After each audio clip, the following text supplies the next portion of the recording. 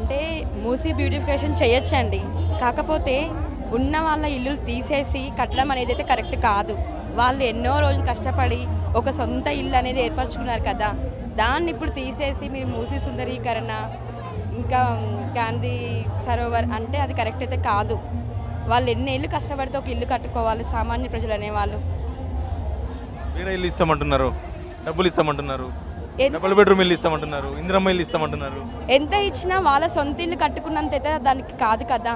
ఇప్పుడు కరెక్ట్గా వచ్చి మధ్యలో మీరు వెళ్ళిపోండి తీసేయండి అంటే అది ఎంతవరకు న్యాయం? పిల్లల ఎగ్జామ్స్ ఉన్నాయి, స్టడీస్ ఉన్నాయి, ఎన్నో ఉన్నాయి కదా. అవన్నీ డిస్టర్బ్ చేసి ఇప్పుడు మూసీ సరోవర్ కడతాము, మూసీ సుందరీకరణ చేస్తాము అంటే అది కరెక్ట్ అయితే కాదు కదా. ఫస్ట్ ఉన్న ప్రాబ్లమ్స్ని రిజాల్వ్ చేయమండి. ఆ మూసీ నుంచి వచ్చే స్మెల్ని, ఆ వచ్చే దోమల్ని దాన్ని కంట్రోల్ చేశాక మూసీ సుందరీకరణ చేసుకోవచ్చు. అవన్నీ వద్దంటే ఇక్కడ నుంచి వెళ్ళిపోతే బెటరు, పొల్యూషన్ ఉంటుంది, ఎందుకు మురికి కూపంలో ఉంటారు, ఎన్ని రోజులు ఉంటారని అడుగుతుంది గవర్నమెంట్. అంటే అలా చూసుకుంటే ఎక్కడైనా మురికిగానే ఉంటుంది.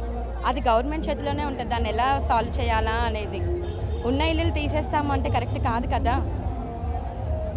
ఊర్లో ఉన్న ఆస్తులన్నీ అమ్ముకొని ఒక్క ఇల్లు ఇక్కడ కట్టుకుంటారు పిల్లల కోసం, అది కూడా తీసేస్తా అంటే వాళ్ళు ఎక్కడికి వెళ్ళిపోతారు?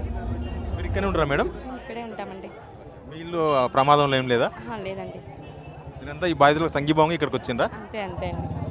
ఎవరైనా మా నైబర్సే కదా వాళ్ళు కూడా, వాళ్ళదైతే ఏంటి మాదైతే ఏంటి ఒకటే కదా మొత్తం అయితే.